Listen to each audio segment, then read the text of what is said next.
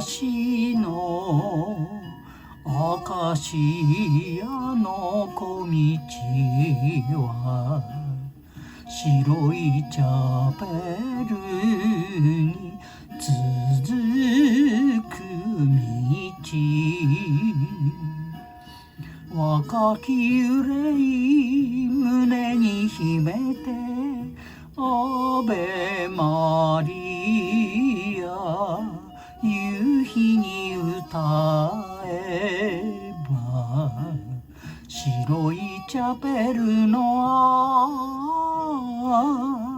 白いチャペルの鐘が鳴る。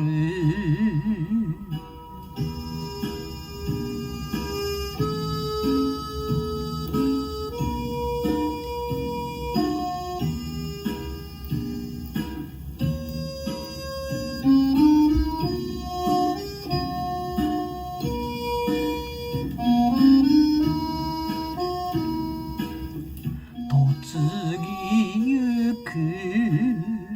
あの人と眺めた白いチャペルの丘の雲、淡き思い風に流れアベマリア静かに歌えば、白いチャペルの白いチャペルの鐘が鳴る。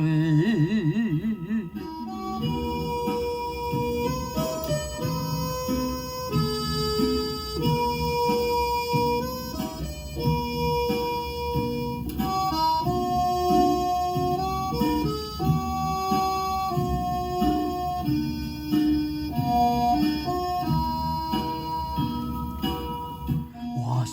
られぬ思い出の小道よ、白いチャペルに続く道、若き悩み星に告げてアベマリア涙に歌えば、白いチャペルの白いチャペルの鐘が鳴る。